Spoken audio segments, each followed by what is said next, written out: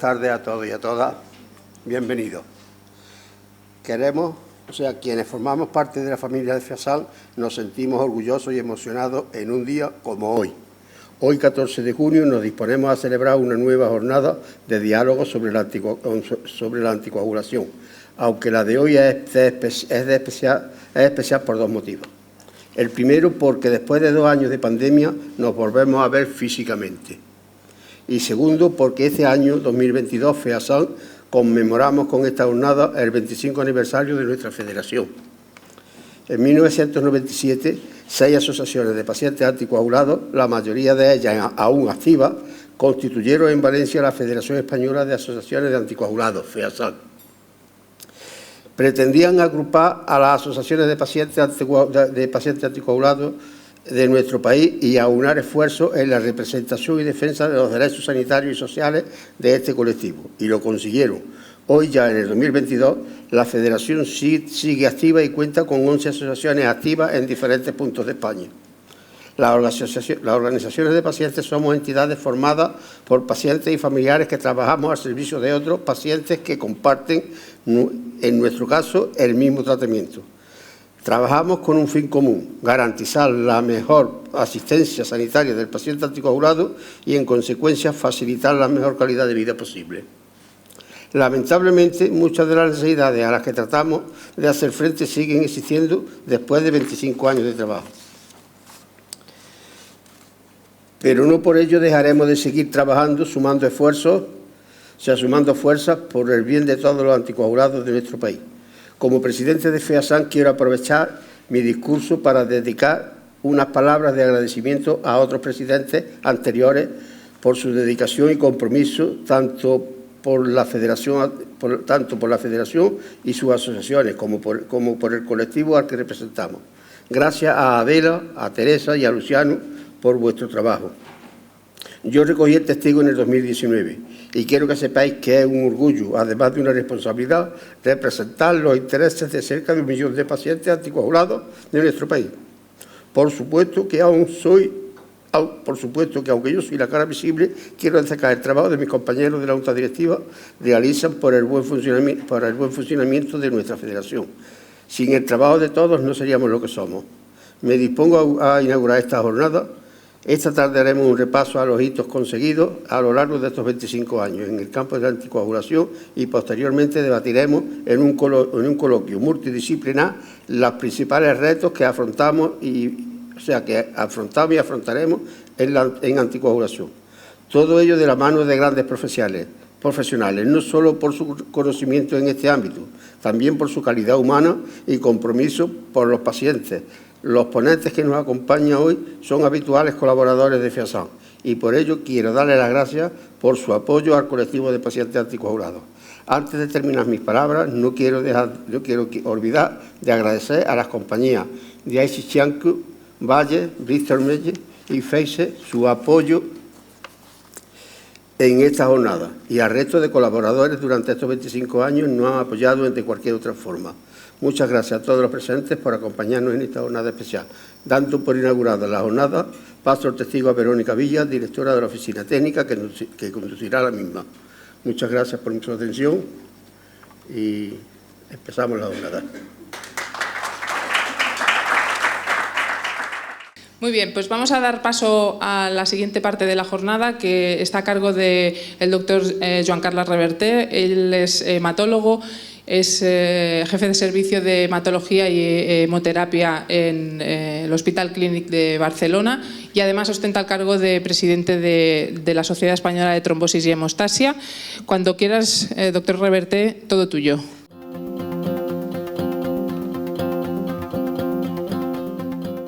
Es para mí un honor estar aquí en esta jornada, poder estar en el momento en el cual FEASAN cumple 25 años, una institución tan querida por todos los que nos dedicamos al mundo de la coagulación. Y se me ha pedido que hable de 25 años de desarrollo e innovación en la anticoagulación. Es un poco como poner puertas al campo. 25 años... es un periodo en que han pasado cosas importantes, pero son herederas de lo que ya había pasado antes y son premonitores de lo que pasará después. Por tanto, en realidad me extenderé más allá de la cabeza y la cola, y la cabeza me refiero a la fase inicial de la anticoagulación y la cola a lo que nos puede estar llegando en un futuro. Un poco como premonición de lo que luego se discutirá aquí de retos futuros. Ya desde el siglo XVIII se empezaba a utilizar anticoagulantes con intento de fin terapéutico, que tengan éxito o no ya es otra cosa. Y el ejemplo son las sanguijuelas. Las sanguijuelas tienen un fármaco, un producto que luego se utiliza convertido en fármaco, que es la irudina, y se utilizaba para hacer sangrías. A partir de aquí, y ya entrando en el ámbito médico, hemos de decir que los anticoagulantes son absolutamente esenciales para el bienestar de la sociedad. Podemos ver que en Europa estamos hablando de 500.000 de muertos por trombosis venosa y 700.000 muertos cada año por eventos trombóticos o tromboembólicos arteriales. Estamos hablando de una cantidad de enfermedad atribuible a la trombosis altísima, y eso que estamos todavía con tratamiento. Es decir, esto es los restos del tratamiento que hasta actualmente se está haciendo. Todo esto hace que la necesidad de disponer de anticoagulantes en condiciones sea un hecho, yo diría que absolutamente palmario. Y no hace tanto tiempo. Los años 30 es cuando empiezan a hablarse de las heparinas. Aquí tenemos un pequeño guión, un pequeño listado del orden en que van apareciendo las cosas. En primer lugar aparecen las heparinas, que son por vía parenteral. Posteriormente aparecen los fármacos antivitamina K, el Sintrom, que afecta a los factores de la coagulación. Estamos hablando de los años 40.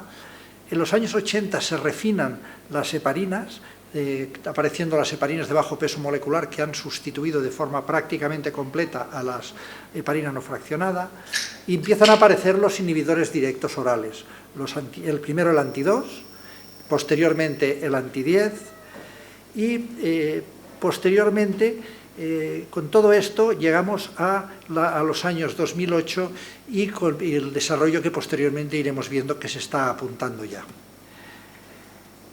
Al principio, en el año 1930, se describe la heparina en unos episodios un tanto oscuros entre Maclean y el que entonces era su jefe, pero finalmente no se llega hasta el año 1960 a hacer el primer estudio en el cual se demuestra que la heparina funciona.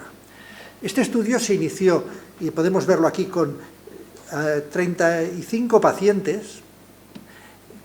Estos 35 pacientes, unos no, en un ensayo aleatorizado, unos no recibieron tratamiento, que era el tratamiento estándar en aquel momento de la embolia pulmonar, y fueron tratados 16. Cuando se hizo esta primera evaluación, se vio que los resultados hacían que fuese inaceptable continuar con esta pauta, porque de los 19 no tratados, 5 habían muerto y otros 5 habían hecho otra embolia pulmonar recurrente, mientras que no había ninguno en el grupo tratado. Esto se amplió hasta llegar a 54, pero ya solo del grupo tratado, ya no se pusieron más pacientes sin tratar, y se confirmó la gran seguridad que tenían este fármaco. A partir de aquí, las heparinas se introducen de forma estándar dentro del tratamiento. Y la heparina es un fármaco que es muy complejo, pero que en su peso molecular, pero que en los años 80 aparecen las heparinas de bajo peso molecular que mejoran las características de la heparina convencional. Para empezar, se pueden dar de manera confiable por vía subcutánea. En general, prácticamente nunca requieren control analítico y además tienen más eficacia y menos sangrado. En otra línea, unos pocos años después, aparecen los cumarínicos. Los cumarínicos, en nuestro medio, el llamado Sintrom, es un fármaco que realmente desde su introducción ha sido extremadamente útil. De hecho, la OMS consideró los anticoagulantes, básicamente la warfarina y el sintrom, que son algo más cercanos que primos hermanos, como el segundo grupo terapéutico que más vidas y más salud ha supuesto al género humano en el siglo XX, justo detrás de los antibióticos. Es decir, la anticoagulación realmente es una actividad clínica de primer nivel. La warfarina se identificó a partir de unas vacas que comían un trébol que se criaba precisamente porque crecía muy bien en terrenos áridos, allí por la zona del norte de los Estados Unidos y el sur del Canadá. Y cuando este trébol lo guardaban para el invierno, fermentaba y producía una sustancia. Eso evidentemente no lo sabían, pero sí veían que las vacas se les morían desangradas. Esto fue estudiado en Wisconsin, por eso se llama warfarina, del Wisconsin Alumni Research Foundation, es decir, una fundación de investigación de los antiguos miembros de la Universidad de Wisconsin, que identificó que era la cumarina. Y esta cumarina se introdujo, ahora veremos para qué, y, bueno, puedo irme adelante y luego me vuelvo para atrás. Se introdujo como matarratas, porque las ratas la comían y se desangraban después. Este fue para lo que se introdujo cuando se sintetizó, se creó con este destino. Sin embargo, en el año 1951, un soldado norteamericano intentó suicidarse con warfarina. No lo consiguió, se recuperó y entonces se empezó a considerar la posibilidad de usarlo en humanos.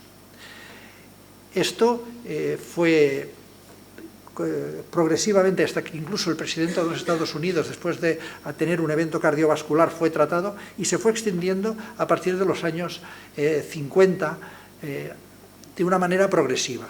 Y la warfarina, en nuestro medio el acenocumarol, el sintrom, fue ocupando el papel de primer anticoagulante, primero en orden y primero en importancia, para ser administrado por vía oral. Su uso clínico fue aprobado en el año 54, pero solo hasta 24 años después, en el año 78, se vio cómo funcionaba. Es decir, se estuvo dando durante 24 años porque se sabía que funcionaba, pero no se sabía cómo funcionaba. No es la primera vez que nos pasa con algún fármaco.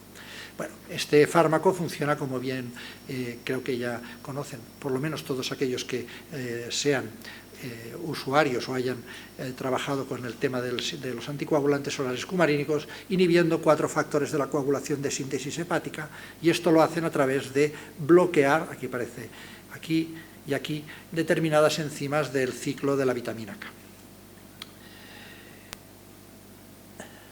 Pero los cumarínicos dan problemas. Hay riesgo hemorrágico, hay el intervalo donde se tiene que estar es muy estrecho y hay una enorme variabilidad de dosis. Este es un ejemplo hecho en nuestro centro, en el cual estuvimos mirando cuál era el rango de fármaco que tenían que tomar los pacientes para estar en rango terapéutico. Y un paciente respecto a otro podía ir desde 2,3 miligramos a la semana hasta 55. Una diferencia brutal.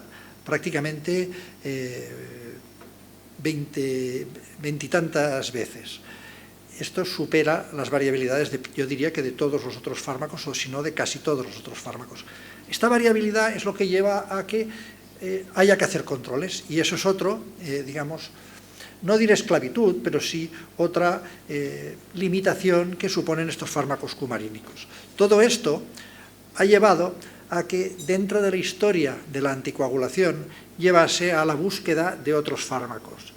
Por un lado tenemos el descubrimiento de la heparina, que ya he dicho, entre MacLean o Howell, el aislamiento de los cumarínicos empleando la warfarina, como hemos dicho hasta ahora, el estudio que hemos visto de la heparina en el embolismo pulmonar, el desarrollo en los años 80 de las heparinas de bajo peso molecular, también la aparición de una variante, el Fondaparinux, que bueno, ahora tampoco viene al caso, y más recientemente, a partir del año 2000, con un desarrollo hasta su introducción, hasta 2011, de los inhibidores directos de la coagulación, los anticoagulantes orales directos, que en ese momento se empezaron llamando los nuevos, aunque claro, ahora ya con casi 20 años de historia desde el primero, pues muy nuevos ya no son.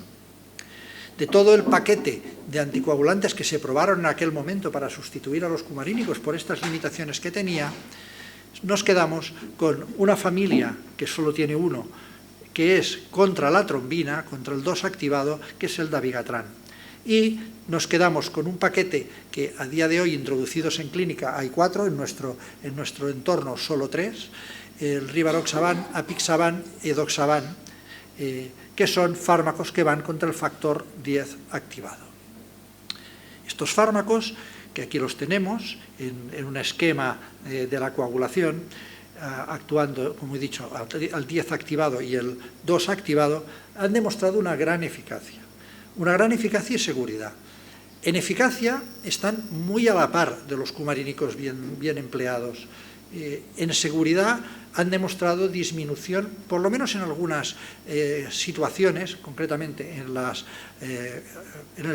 eventos cardioembólicos, en la prevención de eventos cardioembólicos, respecto a los cumarínicos. Es decir, eficacia es un poquito variable según el fármaco, pero bueno, eficacia igual o un poco superior y seguridad, sobre todo de accidentes intracraneales, de hemorragia intracraneal, superior. Estos fármacos se metabolizan el dabigatran en el hígado y todos ellos actúan y son eliminados a través del hígado y también en grado variable por el riñón. Esto en un momento determinado puede ser clave por la necesidad que hay de comprobar que la función renal cuando se toman estos fármacos. No es que estos fármacos vayan a estropear el riñón, pero el riñón, por desgracia, tiene tendencia a irsenos estropeando con la edad y con otras cosas que nos pasen. Y si el riñón se nos estropea, dejan de eliminarse por riñón y entonces se puede acumular y dar lugar a problemas indeseados. También, posteriormente, ya estamos llegando ya a años más posteriores, aparecen los antídotos de estos fármacos para quitar uno de los miedos, que era dar un fármaco que no tuviese reversor. El idarucizumab, el que es el Praxbind, que es un inhibidor específico del dabigatran, es un anticuerpo monoclonal, que aquí podemos ver cómo funciona. Y por otro lado, el andexanet alfa, que es un homólogo del factor 10 activado, que lo sustituye para ser ocupado por estos inhibidores directos, porque el andexanet sirve para los otros, para los que son factores anti-10 activados, rivaroxaban, edoxaban y apixaban. Idarucizumab ya está disponible a día de hoy en los hospitales, andexanet alfa todavía no, porque está en comisión de precios en el Ministerio. De todos modos, hay una alternativa mientras tanto a través de un hemoderivado, el complejo protrombínico, que puede utilizarse. Hay factores positivos que justifican que estos fármacos vayan progresivamente sustituyendo a los cumarínicos. No necesitan monitorización, son eficaces, como ya he dicho, son seguros. Cuando hay que hacer suspensiones para hacer cualquier tipo de intervención o situaciones que puedan necesitar la suspensión, como tienen unas semividas muy cortas, son mucho más fácil hacer estas suspensiones. Y luego tienen pocas interacciones, tanto farmacológicas como con alimentos. Son mucho más, en este sentido, seguros, a pesar de que, no nos engañemos, también tienen interacciones. Al principio se pensaba que serían pocas, ahora se ve que son bastantes, pero son en cualquier caso muchas menos, como unas entre 6 y 8 veces menos interacciones que los cumarínicos. Y había una serie de factores negativos que se pensaban al principio cuando se introdujeron que podrían influir en su generalización. 3 de ellos bastante ya han sido eliminados como efecto, como factor negativo. La reversibilidad, la falta de antídoto, la no reversibilidad, la falta de antídoto ya está superada. La adherencia al tratamiento, se pensaba que al no hacer controles la adherencia sea peor, se ha visto que no, que es muy similar. y inicialmente la mayor confianza de iniciar un tratamiento con heparina. Es cierto que a veces el paciente no puede tomar por vía oral y entonces no queda más remedio, la heparina, pero esta falta de confianza ya se ha borrado con el tiempo. Sin embargo, sí que es verdad que continúa la no indicación en algunas patologías. Por ejemplo, por poner las dos que ya son más, en este sentido, más llamativas, las válvulas mecánicas no pueden tomar estos fármacos, no es eficaz. El síndrome antifosfolípido no debería tomar este fármaco porque no protege de las trombosis arteriales que a veces se dan, bastante a menudo se dan. Tienen un pequeño mayor riesgo de sangrado digestivo que los cumarínicos. Como ya he dicho, hay algunas interacciones, no muchas, pero hay algunas. Y aquí entramos a lo que realmente le ha puesto la barrera real para su introducción, porque con las otras se puede ir trampeando. Pero el problema está en el precio, lo cual ha llevado, por desgracia, a una regulación y control.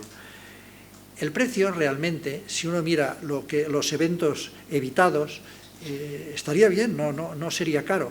Sin embargo, si uno lo mira como pagador, lo que tengo que poner sobre la mesa cada mes, pues realmente es notablemente más caro que el tratamiento con cumarínicos, incluyendo incluso la monitorización. Esto es lo que ha llevado a una situación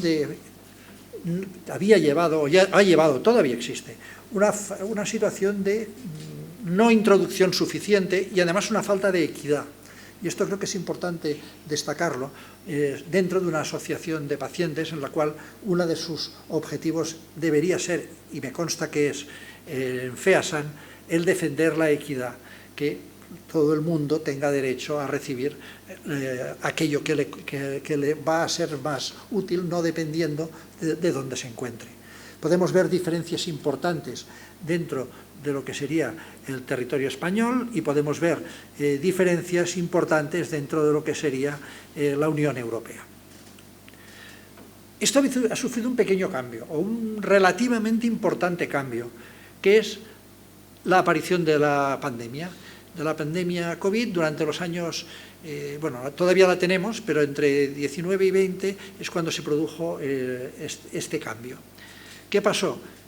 Por las restricciones a la movilidad, el riesgo de aglomeraciones, la propia riesgo trombótico de la COVID, etcétera, etcétera, etcétera, llevó a que hubiese una serie de posicionamientos por las sociedades científicas pidiendo sustituir los cumarínicos por inhibidores directos que permitirían no necesitar al paciente desplazarse a hacer controles, le quitarían los riesgos de interacciones en un porcentaje alto.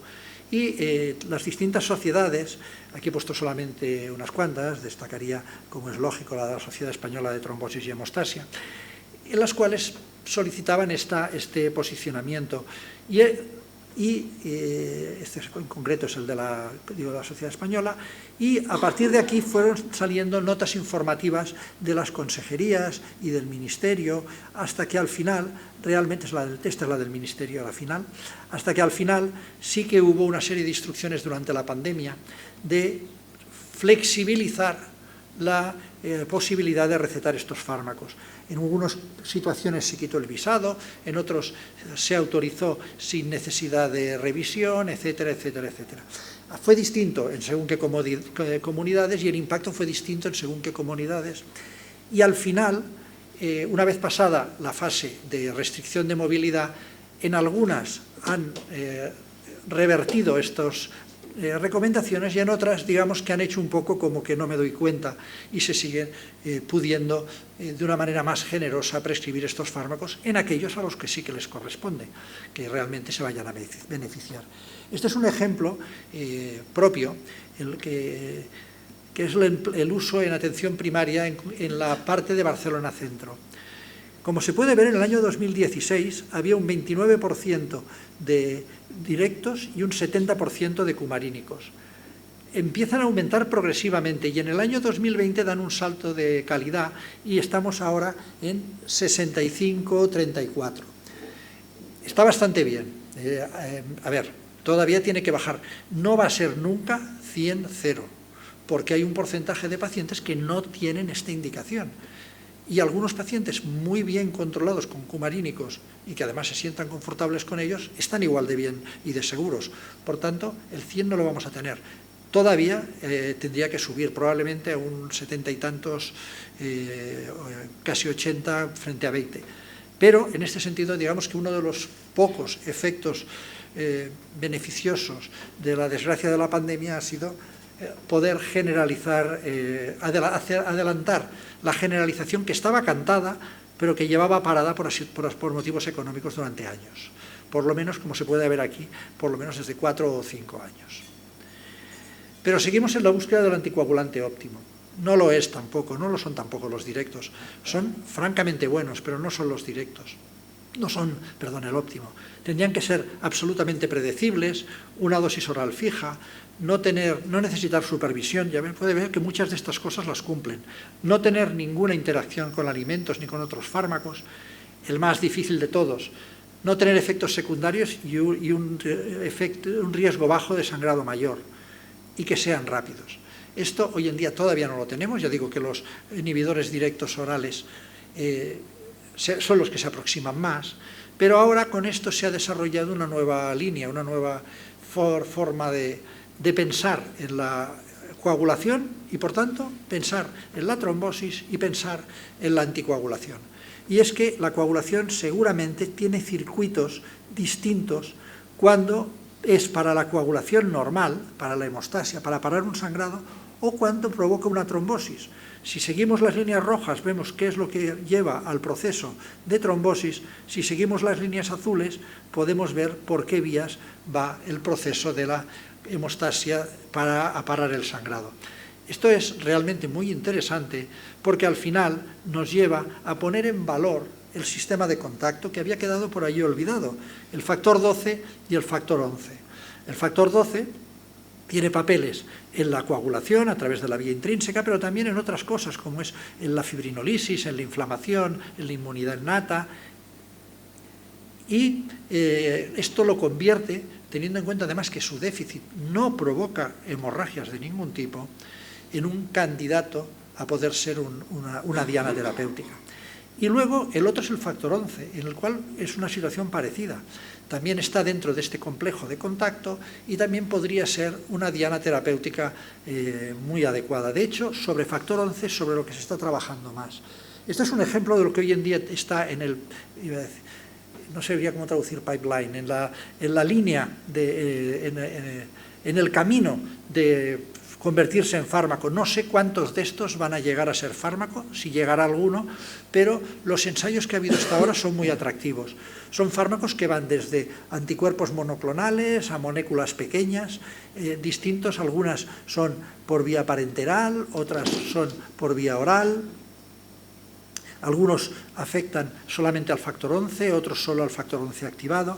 Pero ya tenemos resultados. Por ejemplo, que el abelacimab, que es un anticuerpo monoclonal, ya ha demostrado en un estudio de prevención que tiene más eficacia. Este es un estudio pequeño, es un estudio en fase 2, por tanto todavía no podemos decir tirar campanas al vuelo, pero es prometedor. Más eficacia que la enoxaparina, que la heparina en la prevención de las trombosis, en este caso en la cirugía ortopédica. Y otro, en este caso oral, podemos ver aquí que ha mostrado, es el asundexian, que ha demostrado una superioridad en cuanto a seguridad con respecto a la apixaban, que es ya un fármaco de por sí especialmente seguro, como los demás inhibidores directos. Y ha demostrado también superioridad en seguridad. Estos fármacos son muy prometedores. Ya veremos en qué acaba, pero a día de hoy es una situación que, bueno, podemos estar pensando en un plazo de unos quizá 5 años. Otras familias están apareciendo también, inhibidores del factor 13 activado, que lo que hacen es que, aunque se haga el coágulo, sea blandito y sea capaz de ser destruido fácilmente, porque el factor 13 es el estabilizador. En fin, hay numerosos fármacos que están en cartera, podríamos decir, para salir. Pero no solo de fármacos vive la evolución de la anticoagulación.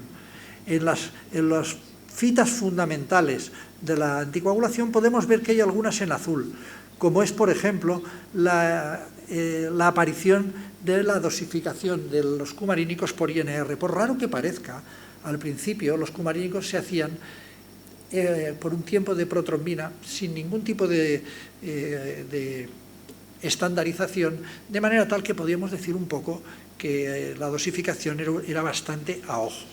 La aparición, gracias al trabajo incansable del profesor Leon Poller, del concepto de INR, que es una modificación matemática del tiempo de protrombina, no es nada más, que hace que a través de hacer la división con el promedio de un grupo control y elevarlo después a una cosa que es el ISI, que es el índice de sensibilidad internacional, que se obtiene con cumarínicos, por lo cual jamás debería utilizarse el INR fuera del entorno de la anticoagulación con cumarínicos.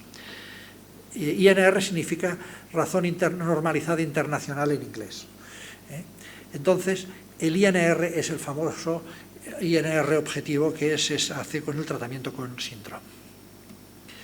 Y otra cosa, otro cambio que tampoco es un fármaco, pero también ha sido muy importante, es los cambios organizativos. Los cambios organizativos han pasado de unidades centralizadas hospitalarias a una realización a través de las áreas básicas de salud en contacto y comunión con una unidad centralizada hospitalaria. Esto se ha debido a un par de cosas. Una, a la gran cantidad de pacientes que impedía agruparlos todos en un solo lugar. Cada hospital, unidad centralizada hospitalaria, tiene bastantes áreas básicas de salud que dependen, en este tema, en otros no, pero en este sí, de ella, con lo cual la cosa se dividía entre más. Había otras formas que se han probado, desplazando personal, enviando resultados, pero estos han sido en cualquier caso muy minoritarias. Y lo que sí también ha aparecido es los procesos de teleasistencia y de autocontrol. El autocontrol es que el propio paciente se realiza la determinación, tiene unas tablas para hacer las evaluaciones y él mismo puede modificar las dosis con un gran empoderamiento en este caso. La teleasistencia, como se puede ver, esto es de la Sociedad Española de Informática Sanitaria. Estos son no se lee muy bien, los campos en los que hay más fenómenos de teleasistencia. Aquí, entre la primera veintena, están los relacionados con los temas de anticoagulación. Pero todo esto ha llevado a eso, a suavizar, porque el paciente ya no tiene que ir a hacerse controles, e incluso a mejorar los resultados del tratamiento con cumarínicos a base de hacer el autocontrol. Pero esto no hubiera nacido si no fuese porque se introdujeron los monitores portátiles, es decir, en lugar de necesidad de pinchar en vena, hacer una punción digital de manera tal que pudiesen determinarse el INR y que esto fuese poco pesado, con poca sangre, resultados rápidos, resultados fiables, de manera tal que diese un nivel de satisfacción al usuario pues importante. Perdón. Aquí tenemos el más famoso de todos, ahora ya es antiguo, pero bueno, como estamos hablando de historia, pues es el que le toca. Y también se han intentado otras cosas, pues que no haga falta anticoagular. Por ejemplo, en el caso de la fibrilación auricular, una opción en determinadas situaciones, esto sí que no es para todo el mundo, en determinadas situaciones, porque tiene sus ventajas pero también sus riesgos, se puede ocluir la orejuela. La orejuela es una parte de la aurícula que es donde se forma el 80% de los trombos. Y se puede ocluir, y así, tapado el perro, se acabó la rabia. Esto se hace a través de un cateterismo cardíaco, se va por aquí, se llega hasta la orejuela y se coloca el instrumento que la va a bloquear. Esto permite después no anticoagular, al menos si se anticoagula un periodo corto. Y luego, en el caso de las válvulas, las TAVIs, la colocación de válvulas que no necesitan, se colocan sin sacar la anterior y no necesitan de anticoagulación posterior. De hecho, incluso ya se está planteando como una opción inicial emplear, esta sería la propuesta que hacen estos autores, emplear directamente en primera línea un tipo de TAVI para después ir utilizando otras, en caso de irse requiriendo posteriormente sustituirlas. Y dejando los temas médicos y enfocando el camino final de lo que voy a explicar, Dentro de la anticoagulación, del mundo de la anticoagulación, ha habido un papel importante de las sociedades científicas. Las sociedades científicas, y aquí pongo como es, en mi caso, obligatorio, la Sociedad Española de Trombosis, pero no quiero excluir a otras sociedades que ha habido y que hay, que se han ocupado del tema, tanto en el ámbito cardiovascular, neumológico, neurológico, de medicina de familia. No quiero insistir más porque es tan transversal que prácticamente casi todas las sociedades han tocado algo referente a la anticoagulación. Pues las sociedades científicas se han esforzado porque está, al menos en la nuestra, sin duda, en otras más, está en nuestro ADN. La anticoagulación forma parte fundamental de nuestro desempeño. Y no voy a olvidar, por supuesto, lo he dejado para el final, pero no por eso es lo último, las sociedades de anticoagulados.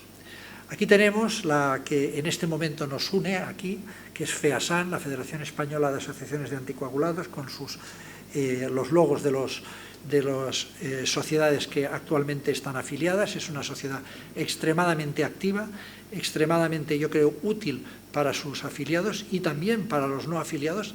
Diré más, también para nosotros como sociedades científicas. Muchas de sus actividades, algunas las hemos hecho juntos, pero muchas de sus actividades nos resultan útiles en nuestro día a día y el soporte que dan a nuestros pacientes es tremendamente de agradecer. Aparte de FEASAN, hay otras alianzas como la Cardioalianza, la Federación Española del Ictus, que también tocan estos temas. Hay asociaciones de anticoagulados que, digamos, van por libre, lo cual nos demuestra que dentro de todo, también en este campo hay margen de mejora. Estaría muy bien conseguir que todas las asociaciones de anticoagulados estuviesen a la par en una única asociación. Entiendo que esto, como en todo el ámbito humano, es muy difícil de conseguir.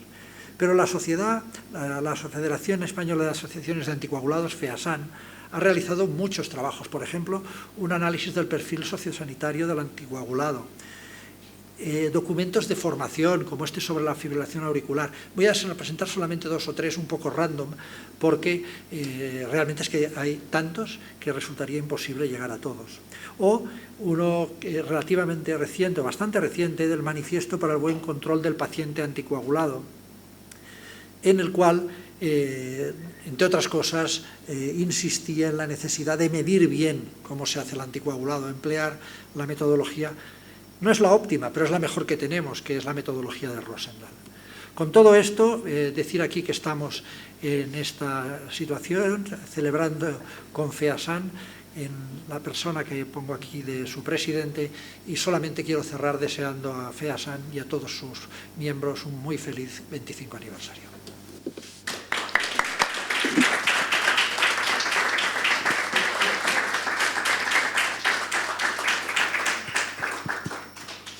Muchas gracias, doctor Reverté. Bueno, pues vamos a dar paso a la siguiente parte de la jornada. Esta vez, en este caso, vamos a hablar de retos presentes y futuros en el ámbito de la anticoagulación. La doctora Egocheaga, que es médico de familia y es responsable del grupo cardiovascular de la SEM, será la moderadora. Doctora Egocheaga, tú puedes presentar al resto de ponentes, o sea que lo dejo en tus manos. Buenas tardes a todos. Para mí es una gran satisfacción que FEASAN me haya invitado a seguir participando en acciones y actividades de esta asociación, de esta Federación Española de Asociaciones de Pacientes Anticoagulados, porque siempre es un placer seguir colaborando con los pacientes, que en definitiva es nuestra razón del día a día, ¿no? En este debate lo que pretendemos es abordar sobre todo retos y opciones futuras en el tema del seguimiento del paciente anticoagulado. Y para ello contamos en esta mesa con Rafael Martínez, por supuesto, presidente de FEASAN y paciente, como le gusta destacar, con la doctora Pilar Llamas, especialista en hematología, jefe de servicio de hematología y hemoterapia del Hospital Universitario Fundación Jiménez Díaz, aquí en Madrid, y además es vicepresidenta de la Sociedad Española de Trombosis y Hemostasia. Y por otro lado, también a otra compañera con la que siempre hemos trabajado, porque en realidad es un debate entre amigos, porque yo creo que en estas líderes llevamos muchos años todos luchando y yo creo que es un placer que podamos compartirlo, y es con la doctora Carmen Suárez, que es médico especialista en medicina interna y jefe de servicio de medicina interna del Hospital Universitario de la Princesa, también en Madrid. Y yo, como ya me ha presentado Verónica, yo soy Isabel Egocheaga, soy médico de familia, trabajo en el Centro de Salud Isla de Oza en Madrid y soy responsable del área de conocimiento de cardiovascular de una sociedad científica de atención primaria que se llama SEM, Sociedad Española de Médicos Generales y de Familia. Como les decía, intentando primero centrar un poquito el tema para que después los últimos minutos puedan ser minutos de debate abierto a los que están aquí, que muchas veces seguro que tienen muchas cosas que exponer y comentarnos a los profesionales sanitarios que estamos aquí. Por un lado, me gustaría que son 25 años de FEASAN, 25 años de lucha por llegar a que se conozca que existe el paciente anticoagulado, por lucha porque haya un buen control del paciente anticoagulado, por conseguir la excelencia del paciente anticoagulado dentro del sistema sanitario, tanto privado como público, y es mucha la trayectoria. El objetivo fundamental ha sido eso, ¿no? Aunar esfuerzos de todas esas asociaciones y también de los agentes implicados en el manejo del paciente anticoagulado, no solo pacientes, sino todas las especialidades, incluso gestores sanitarios, ¿no? No dejemos de lado también especialidades no médicas como pueden ser los enfermeros, que tanto contacto tienen sobre todo con los pacientes que están tratados con acenocumarol o con warfarina, puesto que es el día a día en el seguimiento de estos pacientes la acción y la actividad de las enfermeras, aunque no estén representadas en este debate. Así que todos somos conscientes de que tenemos mucho que hacer y por eso las preguntas van sobre todo diseñadas a eso. Y voy a empezar con Pilar para decirte, como hematóloga, ¿qué retos ves que todavía, después de tantos años, como el doctor Reverter nos ha comentado en esa trayectoria de la anticoagulación en el mundo, qué retos ves todavía que están por superar a la hora de manejar al paciente anticoagulado? Bueno, buenas tardes. Isabel, si no te importa, quiero felicitar a FEASAN por estos 25 años y, por supuesto, a don Rafael, que me une especialmente amistad porque es de Córdoba, igual que yo, ¿no? Somos paisanos. Y bueno, a todos los demás, Verónica, a todos los que estáis aquí hoy, el presidente Amaga, a todos los que estáis aquí hoy. Pues tenemos muchos retos, porque a pesar de que la anticoagulación, como ha dicho el doctor Reverter, empezamos con la AVK hace un montón de años, no hemos llegado al control ideal del paciente anticoagulado, tanto del paciente con AVK como el paciente con fármacos con anticoagulantes orales directos. Creo que el reto principal es la enseñanza y la formación. Creo que hay que insistir mucho en ello, tanto para pacientes como para cuidadores, como al personal médico y enfermería, por supuesto, auxiliares, etcétera. Otro punto importante es la comunicación. Desde el punto de vista hospitalario no trabajamos solos, desde atención primaria no se trabaja solo. Y creo que, como ha comentado también antes el doctor Reverter, somos un grupo transversal, ¿no?, en el que si no hay comunicación, pues el paciente no va bien, ¿no? Eso es vital. Y después otro reto también que tenemos importante, y es que se habla mucho en el cáncer del buscar la diana específica para que el paciente reciba el tratamiento correcto. Esto mismo hay que hacerlo en anticoagulación, hay que personalizar. Un paciente que reciba una ACOS a lo mejor no puede recibir una VK, o a lo mejor un paciente no puede estar en autocontrol. Y bueno, quiero decir que yo creo que la decisión de la indicación del tratamiento anticoagulante es una de las más importantes que tenemos que hacer, y reflexionar en cada paciente cuál es el tratamiento que tiene más chances de cumplir, ¿no? Y por otra parte hay una cosa, estamos con la informatización, con la parte telemática. Muchos de nuestros pacientes anticoagulados son personas adultos mayores, como llamamos ahora, ¿no? Y bueno, yo creo que a veces tenemos que bajar un poquito más abajo y pensar en ellos, no más abajo porque no tengan facultades, ¿no?, sino porque le estamos dando una tralla con toda la parte de informatización y que bueno, yo creo que hace falta saber traducir, ¿no? Y ya existen asociaciones que van a ayudar en la incorporación a este mundo de informática a los adultos mayores, ¿no? Entonces, para mí, esos son los principales retos. Y después, la utopía es que pudiéramos todos trabajar con un lenguaje común y en un mismo sistema. Claro que en Madrid, creo que en Cataluña está mejor resuelto, o en la región de Murcia, pero en Madrid cada hospital tiene un sistema de gestión de anticoagulación, bueno, pues el que ha ganado en un concurso, ¿no?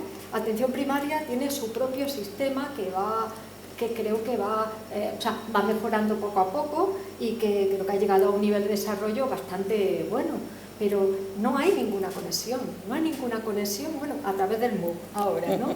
Pero eso de que cada uno anticoagulemos en nuestro pequeño reino de taifas, eso tampoco beneficia al paciente, ¿no? Hace falta pues un sistema en el que todos podamos vivir la transversalidad, ¿no? Y hablando de transversalidad, Carmen, tú como internista ves pacientes que no solo están anticoagulados, fundamentalmente por fibrilación auricular o tromboembolismo venoso, ves pacientes con más patología. Eso supone también un reto a la hora de manejar la anticoagulación, me imagino. Un reto, pero efectivamente antes de ese reto también voy a quitar un comienzo para felicitar a FEASAN en su cumpleaños y decir que es un verdadero placer, de verdad, el poder estar con todos ustedes. Es decir, es un placer, creo que es un día de celebración y me uno a esa felicitación y a mi mejor deseo de que todo marche bien, de que se vaya progresando y demás. O sea que muchas felicidades. Pues lo que me decías, Isabel, efectivamente, yo lo primero que no sé si saben ustedes que es un internista.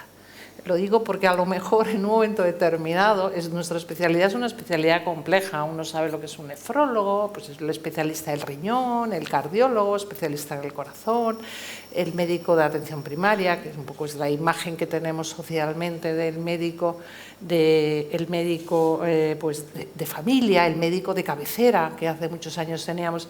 Pues nosotros los internistas somos un poco los hermanos de los médicos de atención primaria en los hospitales, somos generalistas, nos encargamos un poquito de todo. Entonces, habitualmente nuestro paciente, pues es un paciente, por situarles antes de meterme en el tema de la anticoagulación, es un paciente muy complejo. Es un paciente muy complejo porque tiene dos características habituales, que es, primero, una edad avanzada, y por otro lado varias patologías, es decir, nuestro paciente es rarísimo que todo su problema sea exclusivamente un problema de corazón, un problema de riñón, un problema de pulmón, no.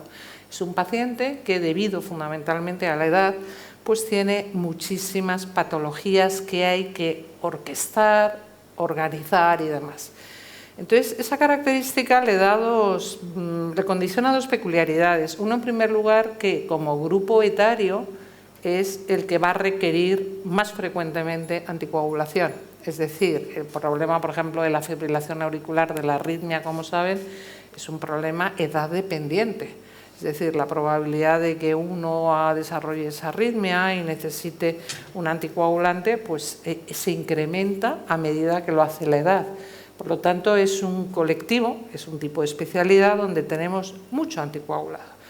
Muchísimo paciente que requiere anticoagulación. Y por otro lado, es un paciente que, por lo que les comentaba, yo creo que tenemos que mimar mucho. Y mimar mucho es porque tiene más probabilidad, por ejemplo, de tener efectos secundarios, de que las cosas se compliquen. Entonces es un paciente que hay que seguirle muy cerca, es un paciente que hay que adelantarse, que hay que ver cómo va su riñón, es un paciente que hay que hacerlo de forma general. Pero por otro lado, este tema que estoy contando, y lo estoy poniendo a lo mejor como un paciente pues quizá más complejo y que va a necesitar muchas veces anticoagulación, tiene una noticia estupenda, que yo diría que es el tipo de paciente que, si no es el que más, de los que más se benefician de la anticoagulación. Entonces, pues un poco retos que preguntabas, en el sentido que le preguntabas a Pilar. Pues yo creo que el primer reto que tenemos es identificar adecuadamente a aquellas personas que se van a beneficiar de un tratamiento anticoagulante y romper barreras que hasta hace muy poco hemos tenido. La edad no es una barrera para no anticoagular. La fragilidad no es una barrera para no anticoagular. Es decir, habrá que cuidarle mucho, habrá que hacer una serie de cosas.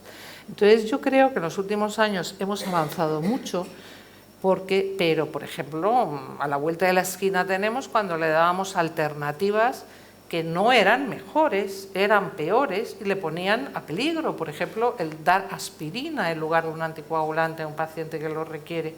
Por lo tanto, creo que el primer reto que yo identificaría es identificar adecuadamente a todos los pacientes que necesitan una anticoagulación. Segundo reto que yo plantearía, pues yo plantearía el que cada paciente, como tú decías, Isabel, reciba el anticoagulante que tiene que recibir y que no haya aspectos condicionantes, es decir, la equidad, que se hablaba antes, de que si estoy en esta comunidad o en la otra tengo más posibilidad, que si entro en esto que han puesto del IPT tengo posibilidad de beneficiarme de un anticoagulante de acción directa y en el otro no, cuando tenemos clarísimamente establecidos, antes se comentaban con qué excepciones los pacientes, pues a lo mejor hoy son candidatos a antivitamina K, claro que los hay, pero son una minoría, es decir, son una minoría y demás, ¿no? Y el tercer reto que veo es que una vez el paciente identificado, una vez el paciente prescrito el anticoagulante, que el paciente se comprometa, o sea, que seamos capaces, y empiezo por los profesionales sanitarios, de transmitirles por qué le estamos anticoagulando, qué beneficio va a obtener, cómo de importante es la adherencia, que no puede abandonar el tratamiento, que aunque son cosas, el problema en medicina es que lo que no duele, uno lo abandona muy fácilmente. Si todos sabemos que hemos tenido un catarro con fiebre y en cuanto, sin más, estando sintomáticos, se nos pasa la fiebre y dice, ya dejo el antibiótico. Pues ¿con qué motivo no? Entonces hay que ser consciente que esto es una carrera de fondo, que no hay que dejarlo, que hay que conocer mucho tu patología, cómo manejarlo, qué puedes hacer, qué no puedes hacer. Es decir, en última instancia, pues de alguna forma, empoderar al paciente y hacerle cómplice del manejo de su anticoagulación. Me paro ahí por 3, me parecen ya muchos retos, que si consiguiésemos, si los consiguiésemos no estaría mal. Son muchos retos y yo creo que podemos seguir sobre ellos después. Me voy a quedar yo a la última, Rafael, porque Carmen ha terminado con el paciente y cuando hablamos de empoderar a un paciente es porque tiene conocimiento y las asociaciones de pacientes son las que generan los pacientes expertos, los que forman a los otros pacientes, pacientes forman a pacientes. Entonces, tú como presidente de FEASAN, ¿qué retos ves todavía por definir y por solucionar en el tema de la anticoagulación? Pues mira, es verdad, primero agradeceros haberse unido a nuestra celebración. Y quiero decir que es verdad que aunque llevamos 25 años trabajando por conseguir la excelencia en la anticoagulación, no se ha conseguido todavía, pero vamos a seguir la brecha hasta conseguirla. Yo, como ya me conocéis, las que hemos trabajado y hemos tenido bastantes reuniones, aunque ha sido a través de la pantallita, pero yo creo que nos ha permitido hablar claro y conciso en estas ocasiones. Yo voy a tratar de hacerlo igual aquí, sin tener de por medio la pantalla, aunque ya la doctora Egochea y a ti también os conocía personalmente, aquí a la doctora no nos habíamos conocido personalmente, encantado de conocerte y gracias por participar en este debate. Yo como paciente lo que sí reclamo es mucha información y formación al paciente, pero además también reclamo una formación continuada a los profesionales que están al frente de nosotros.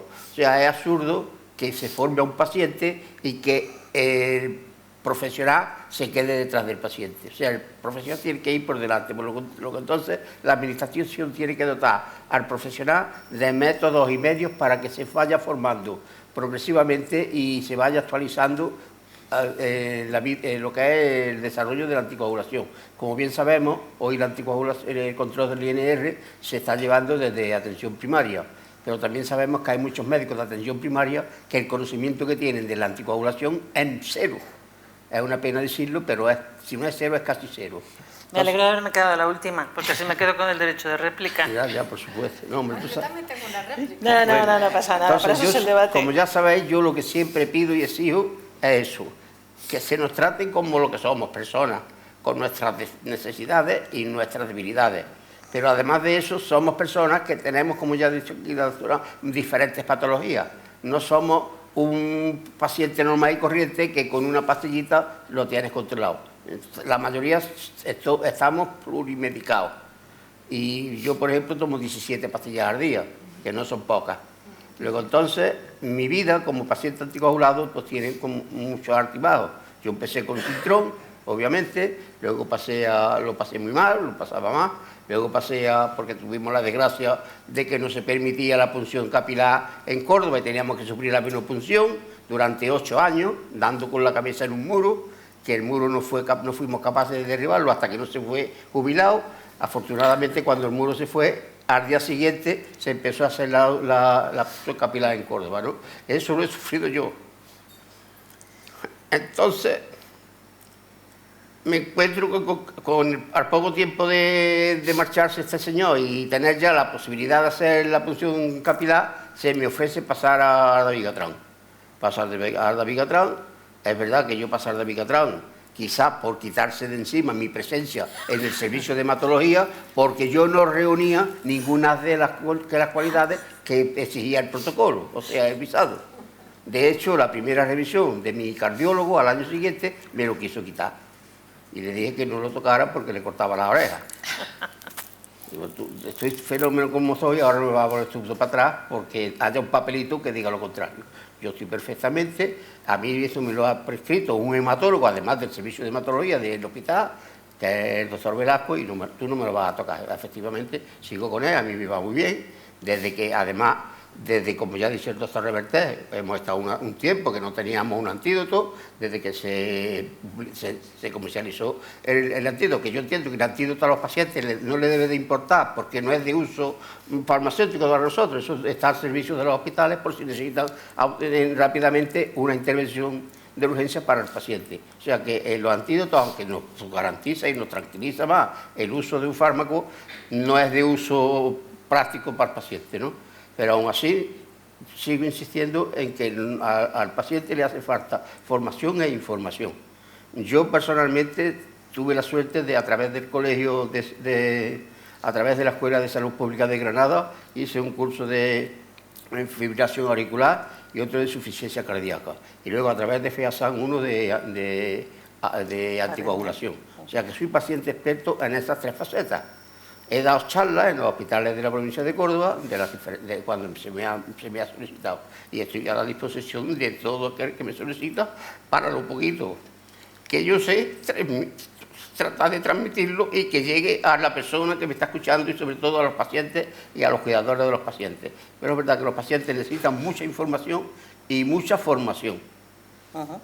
Pues sí, yo creo que sí. Ahora que me toca a mí hablar de los retos, has hecho bien en tirarnos de las orejas. Profesionales sanitarios somos muchos y somos muchos los que estamos implicados en esa transversalidad de la que llevamos hablando desde el inicio del debate, con diferentes puntos de formación. Y es verdad que el profesional sanitario, ya sea facultativo, ya sea enfermero, y muchas de las especialidades que van viendo al paciente anticoagulado necesitan estar formados en anticoagulación. Hay comunidades autónomas en las que el control del INR, el control del efecto de los antivitamina K a nivel capilar se traspasó a la primaria y muy bien, en otros sitios fue más abrupto, en otros sitios costó. Ha habido una gran diversidad. En estos 25 años de historia que tiene FEASAN, pues tú has contado parte de la historia, ¿no? Porque se ha contado la historia de la anticoagulación como tal, pero no de la vivencia de cómo ha sido todo esto, ¿no? Todos hemos visto unidades de hemostasia a las que había que ir en tropel y todos los pacientes estaban allí, servicios de hematología en el que el jefe de servicio de hematología, la hemostasia no quería saber nada y se dio al otro nivel, como fue mi contexto sanitario, en el que los profesionales de atención primaria de la noche al día nos vimos con los pacientes anticoagulados y sin recursos para ello. Entonces yo estoy de acuerdo que tendrá que haber formación del paciente, porque es fundamental. O sea, si el paciente no sabe, no va a poder hacer bien su tratamiento y hay que saber por qué lo toma, para qué lo toma, cuáles son las consecuencias de no tomarlo. Y la adherencia terapéutica en la nuevo es importante. Para mí me parece un reto que yo creo que a lo mejor se va a hablar más, porque en el momento que saltamos de la cenocumarol y la warfarina a los anticoagulantes de acción directa, pastilla no tomada, paciente no anticoagulado, y eso es muy importante. Aunque se ha demostrado que no es menor la adherencia, como ya se ha dicho en la conferencia inaugural, con unos que con otros, pero ahí es un hándicap. Y luego la formación del profesional tiene que ir paralela también con que seamos capaces de formar a los pacientes. Y es verdad. Y seguro que la formación tenéis quejas, seguro, incluso en algo que en el debate estaba previsto, que hablábamos después, que es en los periprocedimientos, ¿no? Que siempre que nos hemos reunido con vosotros, una queja importante es: pues mi dentista me dice que me quite la pastilla, mi médico de familia no me la quita, tengo que ver qué dice el cardiólogo, a ver si desempata, porque nadie sabe muy bien qué tengo que hacer. Me van a operar de una hernia inguinal y el anestesista me dice blanco, el cardiólogo me dice negro y al final yo no sé qué hacer. Que yo creo que el periprocedimiento, si queréis nos centramos un poco en ello, ha sido un punto muy crítico. Seguro que tú tienes mucho que decir porque hemos hecho alguna colaboración en ese sentido. Yo sobre eso lo que quería decir que es que existe una iniquidad enorme en el mundo de la anticoagulación para todos los pacientes, sobre todo a nivel nacional. Pero no solo a nivel nacional, es que es incluso, aunque tenemos 17 autonomías, que son 17 formas de pensar políticamente y de cómo administrar la medicina a su colectivo, resulta de que dentro de la misma capitalidad estamos sujetos al código de postal. O sea, que hay sitios que porque vives en el código postal tienes derecho a una cosa y vives en el código postal contrario y no tienes derecho a nada. Eso es una iniquidad que no sé cómo poder atajarla, pero que es inmediatamente, tratar de subsanar ese error lo más pronto posible dentro de lo que es el colectivo, tanto los profesionales como la administración sanitaria. Antes se ha dicho también aquí lo ha dicho el doctor Reverter, se me ha ido lo que iba a decir, pero bueno, la herencia del medicamento. Precisamente la información al paciente tiene que ir enfocada en eso, a la herencia del medicamento. Es verdad que sobre todo los anticoagulantes de acción directa, por ser, como su palabra dice, de acción directa, yo tomo Dabigatran. Pero si a mí se me olvida una mañana de tomarme Dabigatran, hasta que tomo la dosis por la noche, ese día, esas 12 horas, estoy totalmente fuera de la anticoagulación. O sea, que estoy mal anticoagulado. Luego, entonces, la herencia y el saber que no se debe de olvidar, marcar unas pautas o unos caprichos o unos vicios o unas fórmulas de tomarlo a diaria, aunque sea cantando, buscarte un formato en el que tomes siempre el medicamento a la misma hora. Y eso es importantísimo, y eso no se da nada más que machacando. Y hay una cosa que también yo cuando participo, ya lo he dicho en algunas ocasiones, en la administración en muchas ocasiones se trata de demostrar de que el paciente está en el centro. Pero yo veo que el paciente en el único centro que está todavía es en el centro de salud y en el centro hospitalario. O sea, que el paciente sigue estando a un lado, que la administración por un sitio va por un, que los profesionales por otro, y los pacientes desde la federación, que somos los que sí tratamos de que esté en el centro, nos faltan todavía o fuerza o reductos, o el camino de poder llegar a esa excelencia que antes he dicho al principio. Un poco uniendo con la adherencia, se ha visto que la automonitorización, el autocontrol, mejor dicho, de la anticoagulación mejora la adherencia porque mejora la implicación. Y en eso, Pilar Llamas, has trabajado muchísimo. ¿Quieres comentar algo? Porque yo creo que el autocontrol del TAO, sobre todo para ese nicho de pacientes que sabemos que hoy por hoy, con los datos de evidencia científica que tenemos, continuarán con los antivitamina K, como son los pacientes valvulares. ¿Qué experiencia tenéis y qué futuro le ves? A ver, como decía Isabel, nosotros tenemos experiencia en autocontrol. Hemos dicho que el paciente pues, se hace la punción, la medida y se dosifica gracias a una serie de herramientas que existen y después nosotros lo que estamos más implicados es en telecontrol, es decir, el paciente se hace la automedida, pero el resultado se transmite al médico y el médico le transmite su pauta, ¿no? Las indicaciones pues, son muy parecidas a las del autocontrol, por lo menos, quiero decir, esas son las que nosotros utilizamos. Y bueno, las dos cosas tienen sus puntos positivos y sus lados más oscuros, ¿no? En el tema del telecontrol, el paciente se ve respaldado por su médico a lo mejor pues para personas mayores que tienen un cuidador y que pues es un sistema que es ideal porque el paciente desde casa pues recibe sus controles, consulta al médico de diferentes dudas que le puedan surgir y en este caso el hematólogo le responde directamente, ¿no? El caso del autocontrol es según como tú lo quieras introducir en nuestro sistema.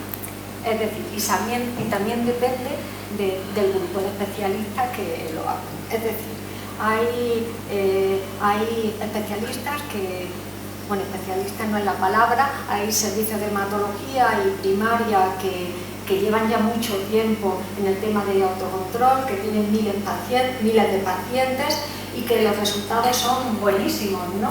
Hay centros en Cataluña, ¿no?, donde desde hace mucho tiempo hacen el autocontrol y en principio pues, que cuando reportan resultados no hay mucho tipo de problemas, ¿no? El tema en el caso del autocontrol es que en la mayoría de las provincias no se financia por el Sistema Nacional de Salud, ¿no? Hay casos concretos en el que consiguen la financiación, algunos en Asturias, también hay grupos que y se va abriendo poquito a poco el horizonte, pero no llega a introducirse de forma de la que quisiéramos, ¿no? Nosotros también aquí en Madrid hemos intentado en el grupo de Isabel, y justo en cada sitio puede ser por un tema. En el caso de Madrid, yo creo que teníamos o lo que exigíamos al sistema es que ese grupo de toda la información del paciente que queda en la nube pues se nos volcara al sistema informático de atención primaria y eso ahora mismo no está resuelto, ¿no?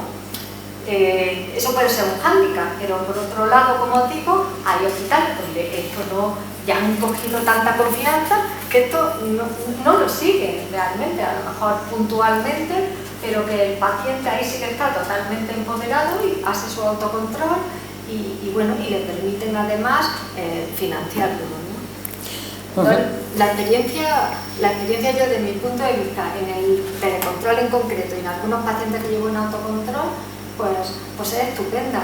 O sea que, y lo que no debe perderse es la relación médico-paciente, ¿no? Yo quería comentar un poco contigo, Carmen. Ha salido aquí por parte de Rafael la inequidad. ¿Cómo vives la inequidad desde un punto de vista médico-internista con esa variedad de pacientes que tienes? Que estamos sufriéndola y que estamos intentando hacer movimientos. A lo mejor quieres adelantar un poco sobre ese aspecto.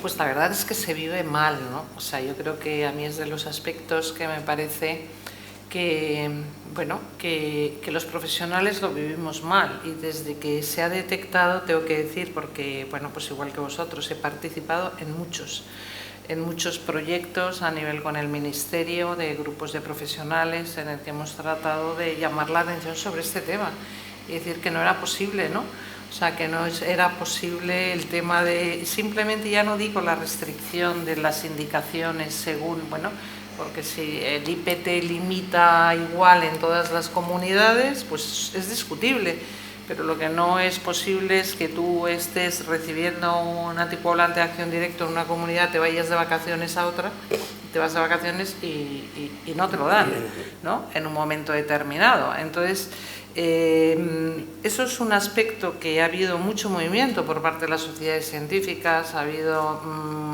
muchos documentos de posicionamiento pidiendo que eso no era posible, Antes, como se ha comentado de forma general, quizá no tanto ya en tema de equidad, pero en cuanto a la prescripción, a la facilidad de prescripción, efectivamente, como se ha comentado, de lo poquitas cosas buenas que trajo la COVID, pues fue fundamentalmente la apertura y la posibilidad de acceder más a los anticoagulantes de acción directa.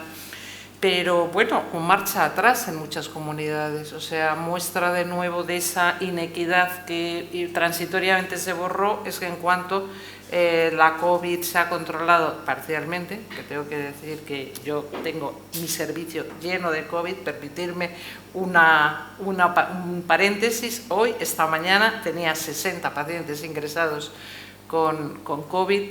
Pues en cuanto ha pasado eso, pues se ha vuelto inmediatamente, o sea que ya no es ni siquiera las restricciones, sino el asunto. Yo quería comentar un dato que me parece de un valor extremo a favor de la prescripción de anticoagulantes de acción directa y que el Ministerio, no entiendo que no lo admite. Se han publicado muchísimos estudios en Europa, empezaron varios estudios, países europeos, Alemania, países nórdicos, pero es que también lo tenemos aquí, que se ve perfectamente una curva entre la incidencia del ictus y el consumo de anticoagulantes de acción directa. Es decir, esto se reproduce en los distintos países. A medida que ha aumentado el consumo de estos anticoagulantes, fundamentalmente ha disminuido la patología para la que los damos, para prevenir la aparición de ictus. Es decir, a más consumo, menos. Entonces, el ictus es una patología tremenda, con unas consecuencias sociosanitarias. Entonces, me parece de un poderío esos resultados que no entiendo cómo de alguna forma no se establece. Y, es decir, vamos avanzando, pero muy, muy lentamente. Y yo, desde luego, creo que como profesional sanitario, más que la limitación de las indicaciones en esta patología se admite, en esta no, según el IPT, creo que lo que llevamos muchísimo peor es la inequidad entre las distintas comunidades, ¿no? Y además ahora ha salido un tema que se lo comenté antes a Verónica, que es verdad que muy poca gente ha caído. Previamente a la pandemia, los pacientes que no cumplen las condiciones de financiación no las cumplían y se estaban comprando su tratamiento. Durante el tiempo de pandemia, como se abre, pues muchos pacientes están recibiendo y siguen con un intento que hubo en algunas comunidades autónomas de retrotraerse, pero no ha sido así, puesto que la verdad es que las complicaciones médico-legales pueden ser importantes. Entonces tenemos un grupo de pacientes que tuvieron la suerte o la desgracia de ser diagnosticados de fibrilación auricular en ese tiempo o de tener difícil acceso a las determinaciones de INR y que lo tienen financiado. Acaba el periodo del estado de alarma y los pacientes nuevos vuelven otra vez a no tenerlo financiado, con lo cual tienes un nicho de pacientes que cumplen las mismas condiciones de no financiación durante la pandemia y que se lo está recibiendo financiado, los previos y los post. Con lo cual es impresionante. Yo cada vez que veo pacientes míos que se les diagnosticó de fibrilación auricular antes de la pandemia y se lo están pagando, veo luego pacientes que se les diagnosticó durante la pandemia y están con su ACOT financiado, y veo a los que estoy diagnosticando después que otra vez lo vuelven a pagar. Con lo cual estamos hablando de 2 años de tiempo de paréntesis, que si caíste en ese cesto, entonces ya no es solo la variabilidad del inspector que lo visa, la variabilidad del distrito postal, es además la variabilidad de que te pillara una situación u otra de un tratamiento crónico, porque no estamos hablando de que le pilló en ese tiempo y lo consumió durante ese tiempo. Me gustaría que en estos minutos que quedan, si hay algún comentario, pregunta por parte de los que estáis al otro lado, lo dijerais, que seguro que hay alguno. Vamos a ver. En primer lugar, quiero decir que no estoy de acuerdo absolutamente con lo de los nuevos anticoagulantes. Produce un 30% de adicción. O sea, se pierde, este dato no es mío, es del Ministerio de Sanidad. En Aragón es el 42%. Segundo, no se explica al paciente, el paciente hay que humanizarlo, el paciente hay que conocerlo, definir todas las cosas que tiene, no recetarle un anticoagulante como está pasando. El 18% de los nuevos anticoagulantes producen alergia. No quiero decir la marca para no hacer publicidad negativa. Yo soy partidario de los anticoagulantes, pero que no se utilicen nuevos con esa alegría y diciendo 64% que se ha dicho aquí, mentira. Cójase, por favor, el libro de Sanidad, porque dice el 32% los nuevos anticoagulantes en el año 2020. Y quiero decirme, soy cardiólogo desde el año 72 hasta el año 16. O sea, he ejercido como cardiólogo y como cirujano de cardiología. Por lo tanto, voy a hablar aquí, no hemos hablado de hematólogos, pero los cardiólogos no hemos hablado. Bien, de acuerdo. Entonces, yo sí soy partidario, pero por favor, que los médicos, que los cardiólogos, los hematólogos sobre todo, cuando hacen un informe, que lo hagan en castellano, porque lo hacen con un término técnico que no lo entiende nadie. A mí me han llegado, como presidente de la asociación, que me dicen, oye, ¿la pastilla es por la mañana o por la tarde? Que es que no lo entiendo. En castellano. Nosotros ganamos un premio cuando estuvo este señor con nosotros en Madrid, o sea, el grupo Asanar, en Europa, en el que presentamos un proyecto para, con memoria artificial, traducirlo al idioma, traducirlo, y nos lo van a subvencionar, como sabes, de la Unión Europea. O sea, por favor. Vale, Claro. Te agradezco tus comentarios. Vamos a dejar paso a más gente. A mí me gustaría que, bueno, No, pero yo poco... quiero terminar con esto, termino. Bueno, pues termina, por favor, para poder dar paso a más gente. Voy a terminar enseguida. Mira, por favor. Los anticoagulantes, los que llamamos anticoagulantes tradicionales, muy bien, porque tenemos válvula mecánica. Pero un dato muy importante que se ha ignorado. Los que tenemos fibrilación auricular y la hipertensión alta, el 80% tenemos riesgo de que nos dé un ictus. ¿Sabéis por qué? Por la hipertensión. Parece que la hipertensión, una cosa más. No, mire usted, el control de la hipertensión. Y por último, antes de que me acuerde, la Agencia Europea del Medicamento, doctor, exige que cada 6 meses los nuevos anticoagulantes sean controlados por los médicos especialistas. No se hace en España en ningún sitio. Cada 6 meses tiene que ir. No se hace, ¿vale? Nada más, gracias. Bueno, pues muchas gracias por tus aportaciones, que más que aportaciones son reclamaciones, y que pues yo creo que ambas quieren contestarte, y yo también te podría contestar, pero vamos a hacerlo corto y breve por si hay alguna aportación más dentro de la sala. Bueno, yo quería darle las gracias por la visión de la Comunidad de Aragón. Yo conozco a hematólogos de Zaragoza, que son unos excelentes profesionales. Y bueno, en este sentido quería comentar que efectivamente tiene razón. Los sacos no lo hemos puesto a nivel de los AVK en el sentido de seguimiento, porque en realidad no hay que medir su concentración en sangre, ¿no? Entonces, eso ha hecho que, es verdad, los pongamos a veces muy ligeramente, sin pensar, pero claro, los sacos generalmente no somos nosotros en parte proviene de los hematólogos, en parte proviene de los médicos de atención primaria, pero la mayoría proviene de los cardiólogos, neurólogos y otras especialidades que recetan estos medicamentos y, bueno, casualmente a veces llegan al hematólogo, llegan al médico de atención primaria y le recetan y dicen, vuelvan un año. Entonces, creo que todos los profesionales debemos ser conscientes que estos fármacos, como dice la guía de la ERRA, al mes, a los 3 meses, tienen que seguir protocolizadamente un seguimiento. Entre ellos incluye la tensión arterial, la glucemia, porque son pacientes que suelen ser pluripatológicos.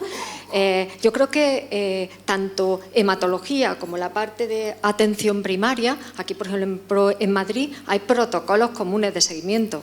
No le digo que se sigan en todas partes, también depende del profesional, pero creo que desde atención primaria y desde hematología, como especialistas concretos de la coagulación, hemos luchado y estamos luchando para que se haga ese seguimiento y para que los pacientes, los anticoagulantes orales que se ponen desde otros servicios, se manden a la escuela de pacientes de los servicios de hematología y de atención primaria, donde hay que realizar ese seguimiento. O sea que totalmente de acuerdo con que hay que hacerlo, y también comentarle que se está haciendo, o por lo menos se está intentando, y creo que vamos dando pasito. A lo mejor la pandemia no ha parado, pero vamos dando pasito. Sí, de hecho sí que hay establecidos protocolos de seguimiento del paciente anticoagulado con anticoagulantes de acción directa a nivel de atención primaria e incluso compartidos con atención especializada, en iniciativas en las que tanto la doctora Llamas como yo, por ejemplo, participamos,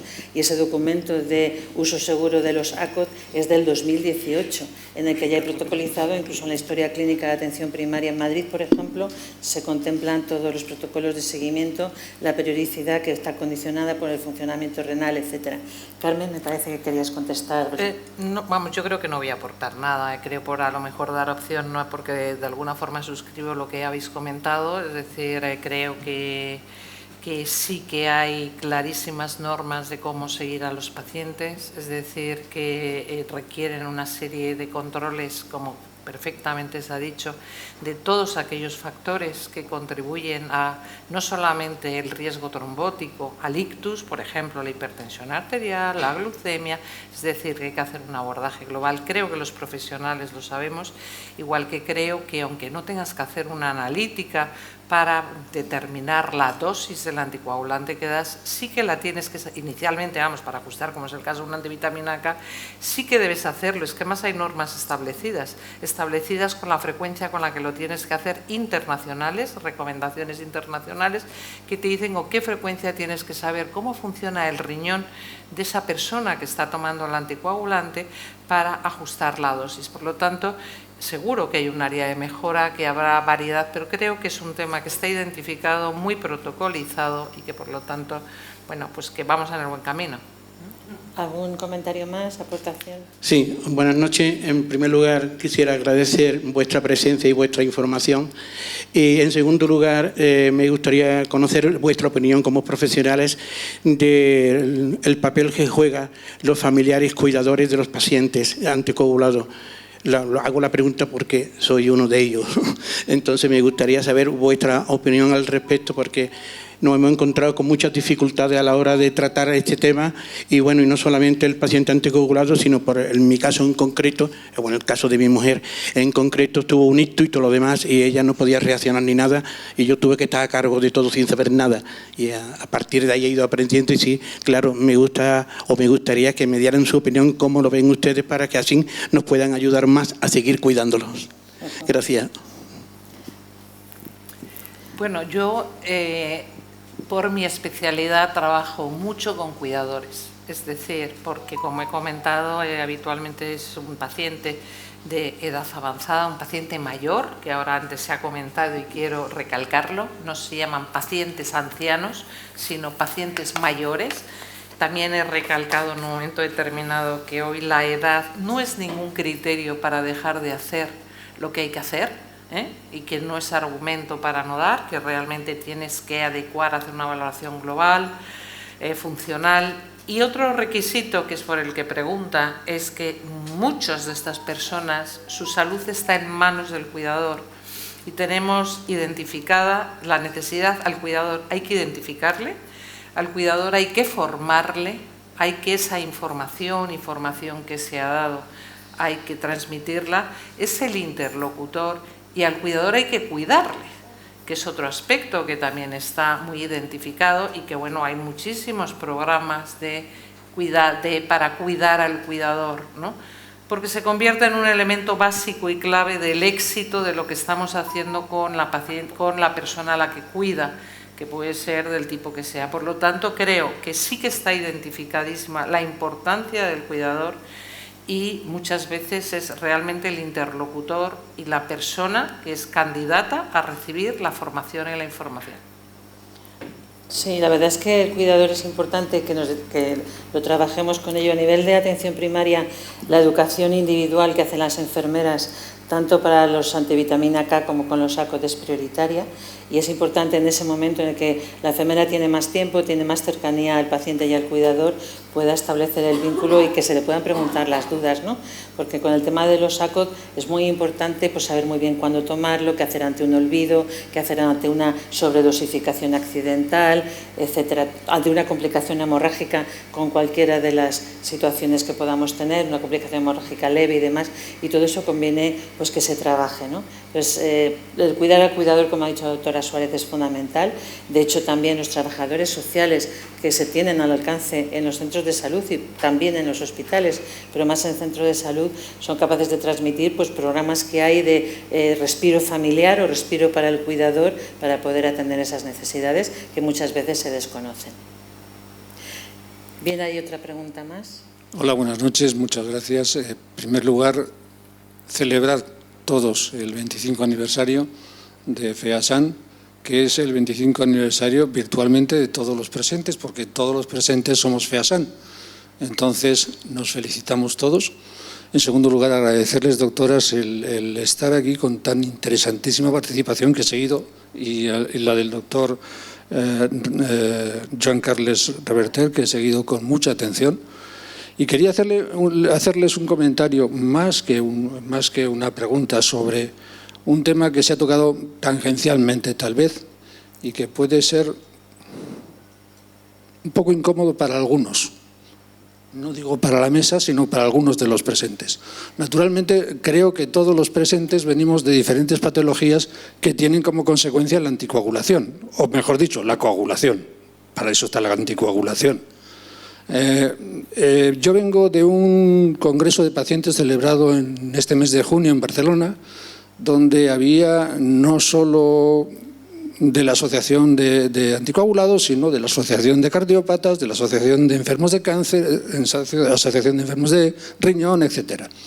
Y una de las preguntas que surgió de una compañera de la Asociación de Cáncer fue a uno de los intervinientes, que era el director de la Agencia del Medicamento, y le preguntó que por qué hay medicamentos que no salen a la venta y que están retenidos, por decirlo así, en la Agencia del Medicamento, tanto europea como española. Y la respuesta del director fue que era una cuestión de ajustes de precios. Es decir, está primándose los precios sobre la salud. Hay medicamentos que, en el caso de anticoagulación, no hay medicamentos de prevención, pero en otras enfermedades sí. Hay medicamentos que sirven para la prevención de enfermedades que están parados en la Agencia del Medicamento por una cuestión de precios, no por una cuestión de que sean más o menos saludables, sino por una cuestión económica. Yo quisiera proponer, y lo propongo en todos los foros donde voy, una mayor participación de las asociaciones de empoderamiento de pacientes en las toma de decisiones de medidas tanto económicas como gubernamentales, como de la sociedad sociosanitaria, en los tratamientos o incluso en la determinación de esos precios tan enormemente costosos de calcular de los medicamentos. Muchas gracias. Gracias. El tema de... nuestro sistema sanitario de salud tiene que ser un sistema sostenible. Cuando la Agencia Española del Medicamento dice que están gestionando precios, es porque establecen una negociación con la industria farmacéutica que comercializa eso, ¿no? Entonces, hay veces que no llegan a buen término. El precio no solo es el precio de salida del fármaco, sino que también es un precio en el que también a esa industria farmacéutica se le obliga a participar en I+D, incluso también en ayudas para pacientes. Y sirve de consuelo, en la elaboración de esa negociación de precios tampoco se llama a las sociedades científicas profesionales. Es decir, que eso es algo que evalúan los que generan la evidencia, gente que está en esos departamentos, y tampoco las sociedades científicas son avisadas para participar en los ajustes de precios e incluso en los informes de posicionamiento terapéutico, que en definitiva son informes que deciden si ese fármaco va a ser financiado y en qué condiciones lo va a ser. Nos enteramos a posteriori y hacemos alegaciones si conseguimos enterarnos a tiempo para poder modificarlo. Si sirve de consuelo, o sea, no solo a los pacientes, sino tampoco a los profesionales que se supone que vivimos el día a día y que por nuestra profesión tenemos la necesidad de estar informados y estar al día de las últimas evidencias científicas disponibles. Bien, pues yo creo que estamos en tiempo para continuar los actos de celebración del 25 aniversario de FEASAN, así que todos muchísimas gracias por haber participado en el debate y habernos escuchado. Gracias, Rafael. Gracias.